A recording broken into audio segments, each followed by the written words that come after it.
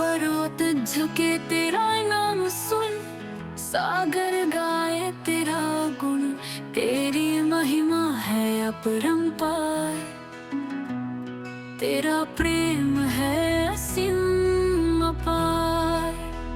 जय जय यीशु की क्रूस विजय हो, हर दिल में गूंजे तेरा नाम हो।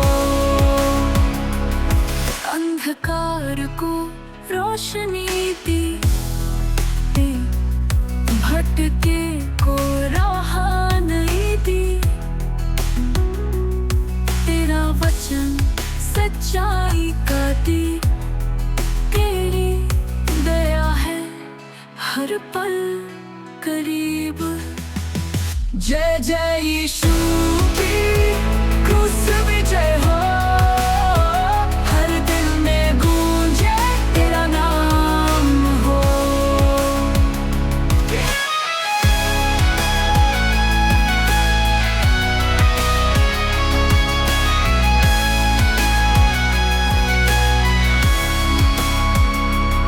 प्यार का संदेश तूने दिया, हर गम में तूने साथ दिया। तेरी करुणा में है शक्ति, तेरा नाम है अनंत भक्ति। जय जय यीशु की क्रूस विजय हो, हर दिल में गूंजे तेरा नाम हो।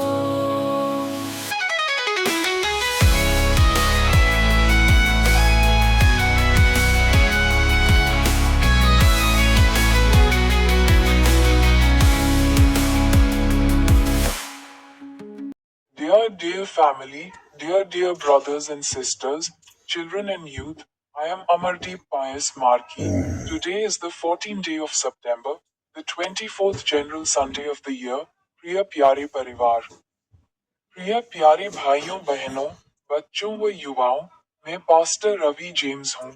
आज सितंबर महीना का 14वां दिन है, वर्ष का 24वें सामान्य रविवार। It is the festival of the victory of the cross. That is why today at some time I will salute all of you. क्रूस विजय का पर्व है, इसीलिए आज कुछ बजे आप सभी को नमन करेंगे। वन बाइबल वर्स, प्रथम बाइबल पद पर बोले। The gospel of ST, John chapter 3 versus 14 and 15। संत यूहन का पवित्र सुसमाचार अध्याय 3 पद 14 व 15 में बोले। And as Moses lifted up the serpent in the wilderness, even so must the Son of Man be lifted up, that whoever believes in him may have eternal life. और जैसा मूसा ने जंगल में सांप को ऊंचा किया, वैसे ही मनुष्य के पुत्र को भी ऊंचा किया जाना अवश्य है, ताकि जो कोई उस पर विश्वास करे वह अनंत जीवन पाए। Meaning, this verse is an important statement made by Jesus to Nicodemus. It refers to the incident in Exodus chapter 21 where when the Israelites were bitten by serpents, Moses made a bronze serpent that people looked at and were healed. Jesus compares this incident to his crucifixion. Just as looking at the serpent gave physical life, so believing in Jesus lifted up on the cross gives eternal life. ये पद यीशु द्वारा Nicodemus से कही गई एक महत्वपूर्ण बात है। यह निर्गमन 21 में हुई घटना का संदर्भ देता है, जहां जब इस्राएलियों को सांप ने डसा, तो मूसा ने एक पीतल का सांप बनाया जिसे देखकर लोग ठीक हो गए। यीशु इस घटना की तुलना अपने क्रूस पर चढ़ने से करते हैं। जैसे उस सांप को देखने से शारीरिक जीवन मिलता था, वैसे ही यीशु जो क्रूस पर ऊंचे किए गए, उन पर विश्वास करने से अनंत जीवन मिलता है। Message: To have eternal life we must simply believe in Jesus. संदेश: अनंत जीवन पाने के लिए हमें केवल यीशु पर विश्वास करना चाहिए। Slogan: Believe and have life. अनुवाक्य: स्लोगन: विश्वास करो और जीवन पाओ। Petition: Lord, we pray that all people may believe in you and have eternal life.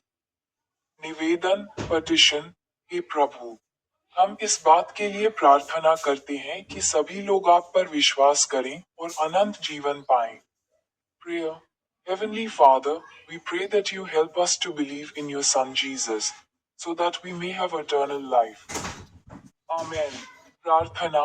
हे स्वर्गीय पिता, हम प्रार्थना करते हैं कि आप हमें अपने पुत्र यीशु पर विश्वास करने में मदद करें, ताकि हम अनंत जीवन पा सकें। आमीन। Speaking on the second Bible verse, द्वितीय बाइबल पद पर बोले, the first letter of ST.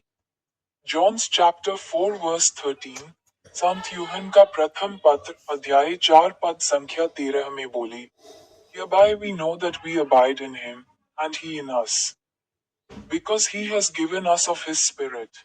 हम इससे जानते हैं कि हम उसमें बने रहते हैं, और वह हम में ही उसने अपने आत्मा में से हमें दिया है।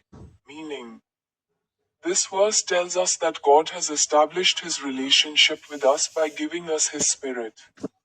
This Holy Spirit is the proof that assures us that we abide in God and he abides in us.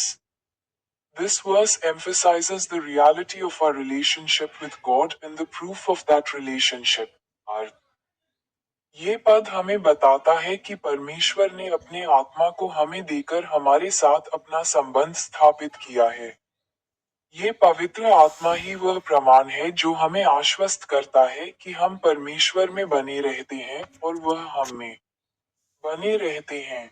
ये पद परमेश्वर के साथ हमारे संबंध की वास्तविकता और उस संबंध के प्रमाण पर जोर देता है। Message. The holy spirit is the proof of our identity. संदेश। पवित्र आत्मा हमारी पहचान का प्रमाण है। Slogan. The holy spirit, the proof within us. अनुवाक्य। स्लोगन, पवित्र आत्मा हमारे भीतर का प्रमाण। Petition, Lord, we pray that you fill us with your Holy Spirit so that we may always remain with you.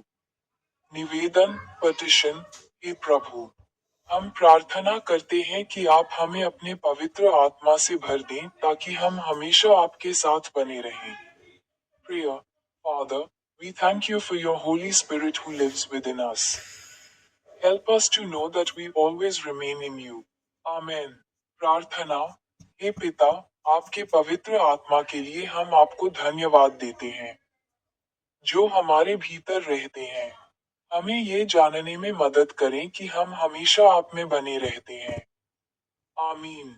Speaking on the third Bible verse, तृतीय Bible पद पर बोले, जूड चैप्टर 1 वर्सेस 21, यूदा अध्याय 1 पद संख्या 21 में बोले, keep yourselves in the love of God, waiting for the mercy of our Lord Jesus Christ that has eternal life. अपने आप को परमेश्वर के प्रेम में बनाए रखो और अनंत जीवन के लिए हमारे प्रभु यीशु मसीह की दया की बाट जोहते रहो। Meaning, this verse instructs believers to do two things. First, keep yourselves in God's love, which means obeying His commandments and staying in fellowship with Him. Second, wait for the mercy of Jesus Christ, who will give us full salvation and eternal life when He returns. It teaches us that faith is an active and patient state. अर्थ, ये पद विश्वासियों को दो चीजें करने का निर्देश देता है। पहला, अपने आप को परमेश्वर के प्रेम में बनाए रखना, जिसका अर्थ है उनकी आज्ञाओं का पालन करना और उनके साथ संगति में रहना। दूसरा, यीशु मसीह की दया की प्रतीक्षा करना, जो उनके लौटने पर हमें पूर्ण उद्धार और अनंत जीवन देगा। ये हमें सिखाता है कि विश्वास एक सक्रिय और धैर्यपूर्ण अवस्था है। संदेश।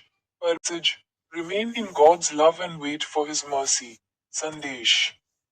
परमेश्वर के प्रेम में बने रहो और उसकी दया की प्रतीक्षा करो। Slogan, Remain in love, wait for mercy. अनुवाक्य, प्रेम में रहो, दया की प्रतीक्षा करो। Slogan, Remain in love, wait for mercy. Petition, Lord, help us to trust in you and wait for your mercy. निवेदन, हे प्रभु, हमें आप पर भरोसा करने और आपकी दया की प्रतीक्षा करने में मदद करें। Prayer, O God, give us strength to abide in your love in our lives and eagerly wait for the mercy of your Son Jesus Christ. आमेन। प्रार्थना, हे परमेश्वर, हमें शक्ति दे कि हम अपने जीवन में आपके प्रेम में बने रहें और आपके पुत्र यीशु मसीह की दया की उत्सुकता से प्रतीक्षा करें। आमीन। Speaking on the last Bible verse, आखिरी बाइबल पद पर बोले, With his mouth the unrighteous destroys his neighbor, but through knowledge the righteous are saved. अधर्मी अपने मुंह से अपने पड़ोसी को नाश करता है, परंतु धर्मी ज्ञान के द्वारा बच जाते हैं। Meaning, this proverb highlights the impact of words and the value of knowledge. The unrighteous, evil person harms others with his deceitful or evil words. On the contrary, the righteous, true person escapes such deceit and remains safe because of his knowledge and wisdom. It shows us that words have great power, and knowledge protects us from those dangers. अर्थ, यह नीतिवचन शब्दों के प्रभाव और ज्ञान के मूल्य पर प्रकाश डालता है। अधर्मी अपने धोखे भरे या बुरे शब्दों से दूसरों को नुकसान पहुंचाता है। इसके विपरीत, धर्मी, सच्चा व्यक्ति अपने ज्ञान और बुद्धि के कारण ऐसे धोखे से बच जाते हैं और सुरक्षित रहते हैं। ये हमें दिखाता है कि शब्दों में बहुत शक्ति होती है और ज्ञान हमें उन खतरों से बचाता है। Message, Evil words harm, but knowledge saves us संदेश, दुष्ट शब्द नुकसान पहुंचाते हैं, लेकिन ज्ञान हमें बचाता है। Slogan, Save knowledge, drop words. अनुवाक्य, स्लोगन, ज्ञान बचाए, शब्द गिराए। Petition, Lord, we pray that you give us wisdom so that we can avoid deceitful words. प्रार्थना, प्रभु, हम प्रार्थना करते हैं कि आप हमें बुद्धि दें ताकि हम छलपूर्ण शब्दों से बच सकें। Prayer. O source of wisdom, give us the wisdom to not harm others with our words, and protect us from those who seek to harm us with their words. Amen. प्रार्थना, हे बुद्धि के स्रोत, हमें ऐसा ज्ञान दे कि हम अपने शब्दों से दूसरों को हानि न पहुंचाएं, और हमें उन लोगों से बचाएं जो हमें अपने शब्दों से नुकसान पहुंचाना चाहते हैं। आमीन। Let us pray, O Mother Mary, O Mother Velankani, O Jesus the Victorious Cross, O Pope Leo XIV, O Archbishop Vincent End. Today is September. It is the 9th month of the year 2025. आइए प्रार्थना करें। हे माता मरियम, हे माता वेलांकन्नी, हे क्रूस विजय यीशु, हे संत पिता लियो 14वें, हे महाधर्माध्यक्ष Vincent Aind, आज सितंबर है। यह वर्ष 2025 का नवमन महीना है। Rejoice in the Lord.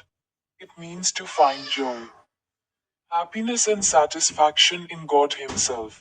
O Lord, we pray that you keep our land fertile, protect our crops, and fill our homes with prosperity and peace. Teach us to respect your creation and preserve it for future generations. We pray this, glorifying you as Karam goodness, and dedicating our lives to your goodness. Amen. प्रभु में आनंद लें। इसका अर्थ है स्वयं ईश्वर में आनंद, प्रसन्नता और संतुष्टि पाना।